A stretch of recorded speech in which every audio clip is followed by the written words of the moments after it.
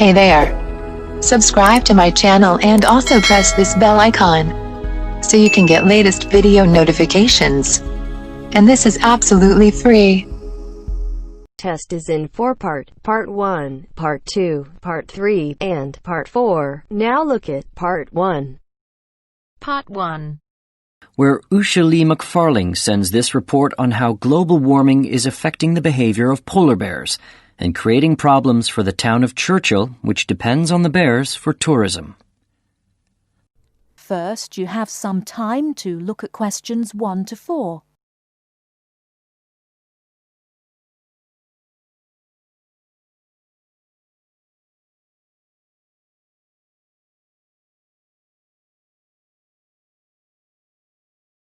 Now we shall begin. You should answer the questions as you listen, because you will not hear the recording a second time. Listen carefully and answer questions 1 to 4.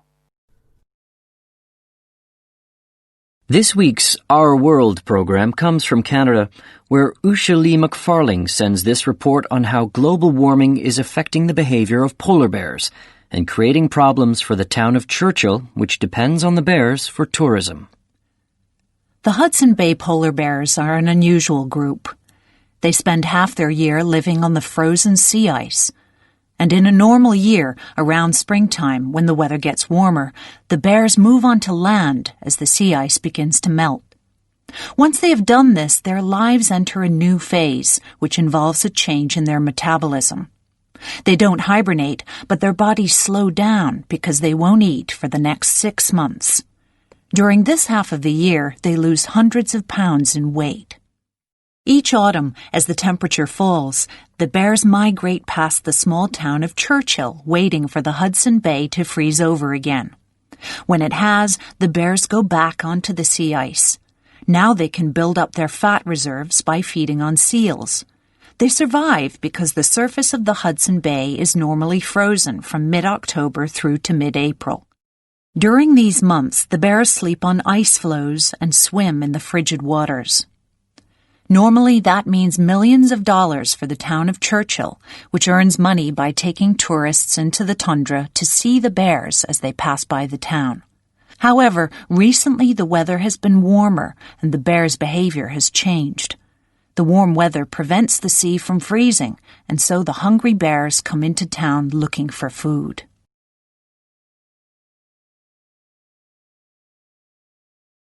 Before you hear the rest of the conversation, you have some time to look at questions 5 to 10.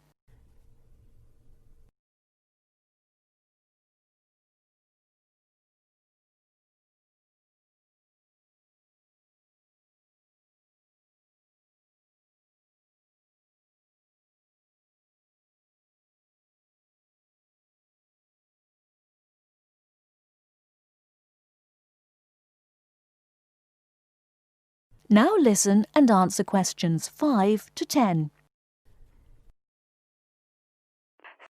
The town of Churchill has good reason to look after the bears. Rough estimates indicate the province of Manitoba earns in the region of $300 million each year from bear tourism. Bears are the backbone of our economy, said town manager Darren Ottaway. While Ottaway is concerned about an abundance of hungry bears coming to town in the short term, he is even more worried that global warming may mean no bears here at all one day. For 3 weeks during bear season, Sleepy Churchill blooms as about 15,000 tourists stream through town, hoping to get close-up views of the animals from caravans of heated tundra buggies. Several chartered jets unload bear gazers at the Churchill airport each day. Hotels and restaurants closed during the bleak winter filled to capacity. Polar bears are not currently an endangered species. Their total population is estimated to be from 22,000 to 27,000. But the 1,200 Hudson Bay bears could face what scientists call a local extinction. They could produce fewer cubs and eventually die out. Officials and business leaders in Churchill have already begun planning for alternative ways of generating income. Ottaway is promoting whale watching and is delighted that Japanese tourists are willing to brave the bone-chilling cold of winter to view the northern lights. It's super news for us, Ottaway said of the potential Japanese tourist boom. Warmer weather, Ottaway said, could also extend the shipping season on Hudson Bay and attract more filmmakers. The science fiction classic Iceman was filmed nearby, as well as an upcoming film, The Snow Walker. When people talk about climate change, you have to look at the benefits too, Ottaway said. Others, however, feel differently. The bears have been in our community for years, said one resident. They're like neighbors, and everybody ought to be helping to make sure their natural life cycle can be maintained. That is the end of part 1. You now have half a minute to check your answers.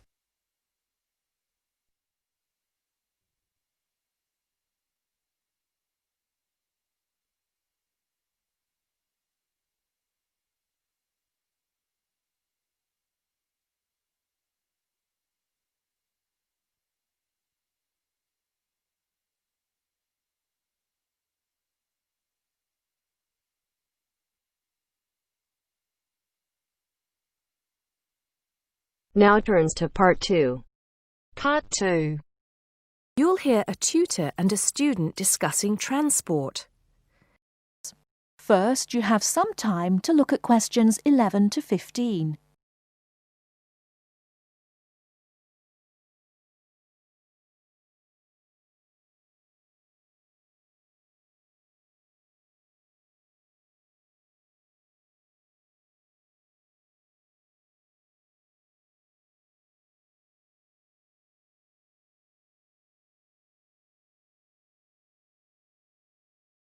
Now, listen carefully and answer questions 11 to 15. Come in, John, come in. How's the paper going? Morning, Mr. Taylor. Pretty well, actually. Good, good. It's not all about bicycles, is it? I know you've got a thing about bicycles. Yes, but that's just... There are other ways to get around town, you know. Yes, I know, and I think I've researched pretty well all of them. Right then. So your paper's about urban transport in London, eh? Not just London, but that is going to be the focus.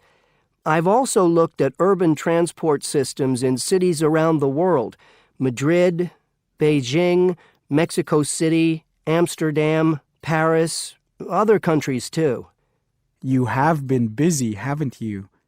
What's the purpose of your study? Well, two things really. I want to see if there are more efficient ways of organizing urban transport systems while cutting down on traffic congestion, and of course pollution, and to find ways of encouraging people to use public transport instead of their cars. Let's start with that then, with cars. I think you'll have a hard time thinking of ways to persuade people to swap their cars for a crowded bus or underground train. They're convenient, comfortable, faster, and sometimes they're a status symbol too. Okay, I agree that cars will probably always be the most popular means of transport, but there are ways to cut down the number of people who bring their cars into the city. It's a problem that affects every big city, and several methods have been tried. I know, as I've found to my cost. When I go into London, which I do 2 or 3 times a week, I have to pay £5 to get into the city centre. Has your research thrown up any more places where they do this? Oh, yes. Apart from London, there's Oslo, Stockholm, Singapore. Now, there, in Singapore, they've got it really organized. They've imposed a tax on all roads leading into the city center, and they have electronic sensors that identify each car, and then debit a credit card belonging to the owner.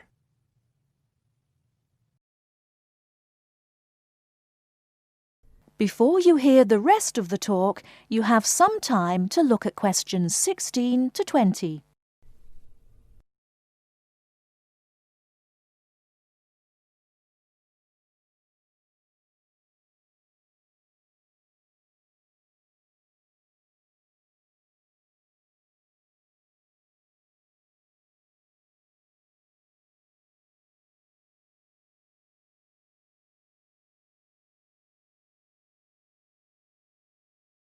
Now listen and answer questions 16 to 20.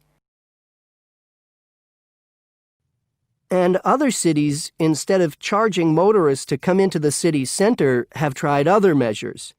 Such as? Well, in Athens, cars are only allowed to go into the city center on alternate days, depending on their license plate number. In Bogota and some other Latin American cities, such as Quito and Sao Paulo, they've developed what is called a BRT system. A what? A BRT system, a bus rapid transit system. People leave their cars outside the city and take buses, which have special express lanes into and through the city. It's been so successful that they're trying it out in Mexico City, Beijing, Seoul, and Taipei. And other cities are pedestrianizing more and more areas of the city center. I see. How have these measures affected traffic congestion and pollution levels? In most cases, it has led to a reduction in the number of cars entering the city center. Certainly in Singapore, where it's now much easier to move around the city and the air is much cleaner than most other cities in that part of the world. London too, I believe. I can give some facts and figures if you like. Please do. In the first year after the tax was introduced, the number of people using buses to get to the city center rose by 38%. Really? 38%? Incredible! Yes, and the number of cars entering central London dropped by about 18%. There's more. The number of people using bicycles and mopeds went up 17%. I knew we'd get to bicycles at some point. Well, yes. In the city, the bicycle has a lot going for it. You can avoid traffic jams, there are no parking problems, they don't pollute, they're cheap to run, and they don't cost very much. Oh, and here's another fact for you. You can fit 20 bicycles in the space needed to park one car. Well, I never. But I can't see it catching on. Besides, we seem to be getting off the point. Not at all. China, Japan, and Holland have all integrated bicycles into their urban transport systems. In Holland and Japan, they've got special parking areas for commuters who get to the station by bike. And Japan has even built multi-story parking facilities for bikes close to railway stations. Then look at America. In New York, delivery services use bicycles because they can deliver messages and small parcels far more quickly and at much lower cost than cars or vans. Even the police use bicycles.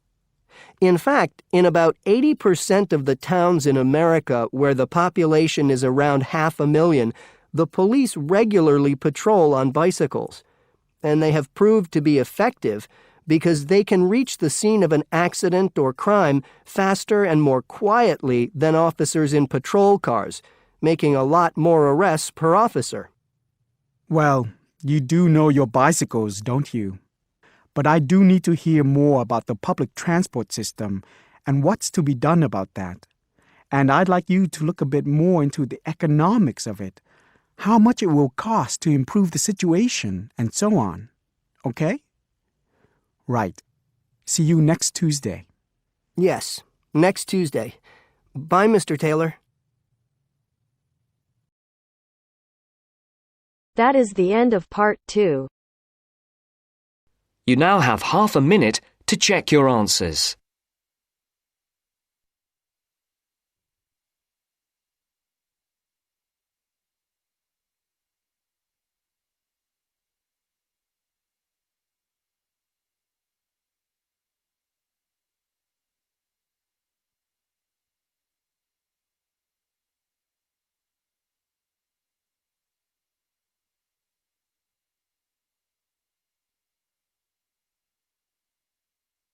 Now turns to part 3. Part 3. You will hear two students, Dylan and Emily, discussing a presentation which they will have to make. First, you have some time to look at questions 21 to 24.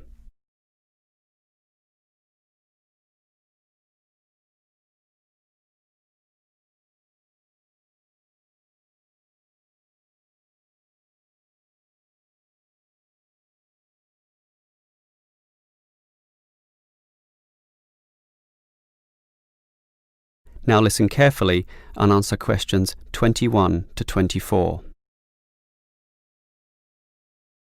Okay, Emily, as you know, we've got to do this presentation together. I know. I'm a little bit nervous about it. Standing up in front of all those people. And what if the presentation fails? What if... Don't worry. I've been reading a book about giving effective presentations. It's not that hard, but the way to do it is certainly not always obvious either. For example, do you know what the most important part of a presentation is? The final summary, I guess. The opposite. The first minute, in fact. The theory says that first minute is when you win or lose the audience. If you lose them at that point, you'll probably never get them back. So that's why you need a hook. A hook? You mean like when you catch fish? Yes. I mean, not exactly, but yes, we want to catch the audience, right? So we need to start in a way which wakes them up, gets them interested, and makes them watch us. I see. Basically, no matter how good our presentation is, if the message doesn't get across, the presentation fails. So we need to give a fact which really amazes them, or an interesting story, or pose a dilemma which makes them think, something they can really puzzle over. It's better if this is related to the subject, of course. Something to do with management, in our case. So that's the hook? That's right. From then on, we'll just follow the basic advice. Like what? Like, talk to your audience, as equals. Don't talk down to them, or up to them. They're just the same as us, right? You're right, Some of the best presentations I've ever seen sounded just like conversations. Exactly. And what else made them good? Well, the speakers sort of involved me in the topic and issues under discussion by asking questions, by referring to me, by saying you, and, well, basically they were interesting. And they're exactly the tips we'll follow too. It should be fine. Before you hear the rest of the conversation, you have some time to look at questions 25 to 30.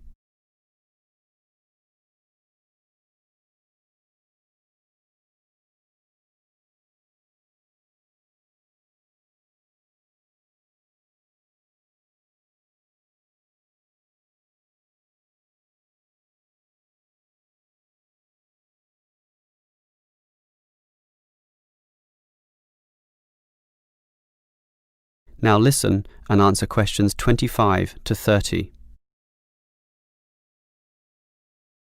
Emily, I think this will be a fine presentation, but how are we going to divide it up? For example, who's going to open it, you or me? Well, I think you have a very natural style, so you should start. This talk has 5 main parts, so you can introduce it and then do part 1. That's the historical context or background to the issue. Yes, then I'll do part 2 about current views. You do part 3 and I'll do part 4, leaving both of us to handle the question time. I'm okay with that. In part 1, I'll probably speak at length about Hoffman's theory, about management styles, and compare differences in culture in relation to the style of management used. That sounds good. Those differences are important and certainly relevant to the current times.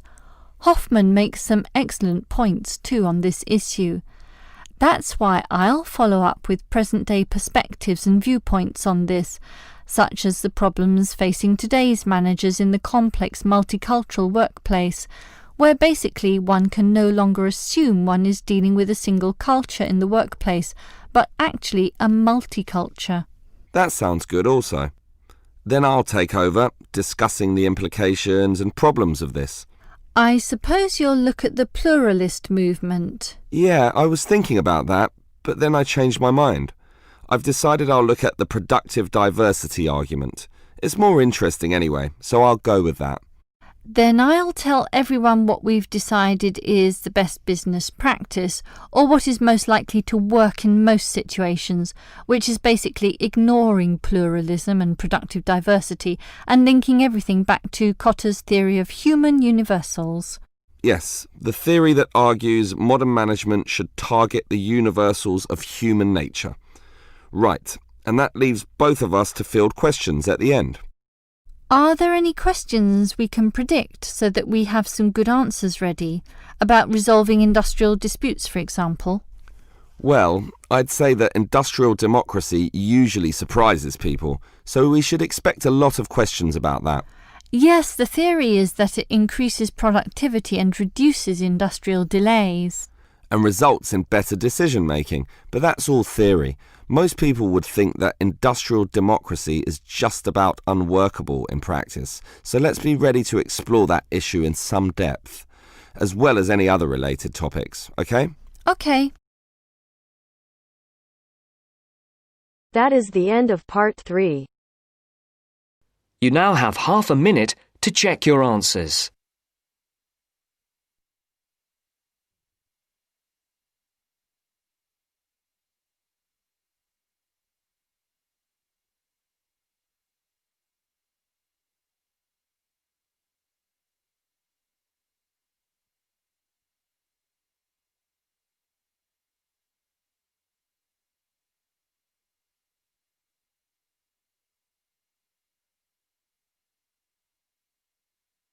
Now turns to part 4. Part 4. You'll hear a lecture about the Great Barrier Reef. First, you have some time to look at questions 31 to 40.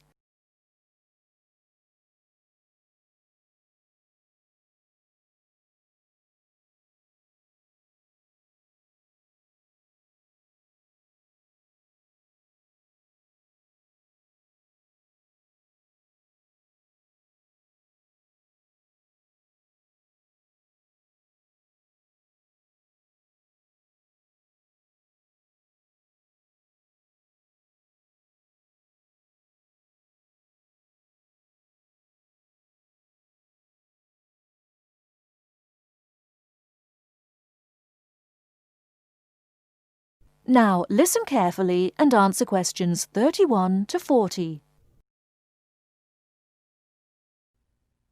Despite its name, the Great Barrier Reef isn't just one large coral reef. Rather, it's a system of coral reefs that stretches along the east coast of Australia, covering an area of around 300,000 square kilometres.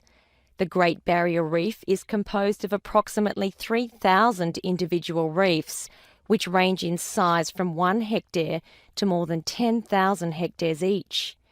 In addition, around 600 islands are scattered throughout the area, particularly at the northern and southern ends. The reefs themselves are composed of over 400 different kinds of coral, the largest variety of corals found anywhere in the world. Thousands of species of sea animals live in and around the reefs. Altogether, approximately 1,500 species of fish inhabit the reef area, including a number of different kinds of sharks. One of the more interesting mollusks to be found in the reefs is the giant clam. This huge shellfish can live for more than 100 years and can weigh as much as 200 kilos. Sea mammals abound in the area, which serves as a breeding ground for certain types of whales, many of which are endangered. Over 200 species of sea and shore birds feed, roost or nest among the reefs and islands. Many types of reptiles can also be found living among and near the reefs. Saltwater crocodiles, for example, inhabit the marshes along coastal areas.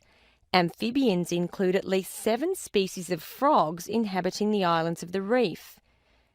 Unfortunately, this wondrous area of the world is threatened by climate change. Rising sea temperatures have led to an effect called coral bleaching, that is, large numbers of corals dying off, especially in the shallower areas of the reef. The Great Barrier Reef Marine Park Authority is attempting to find effective ways to deal with this issue that threatens the reef. One proposed solution involves shading the reef in certain areas to help keep the surrounding water temperatures down. That is the end of part 4. You now have half a minute to check your answers.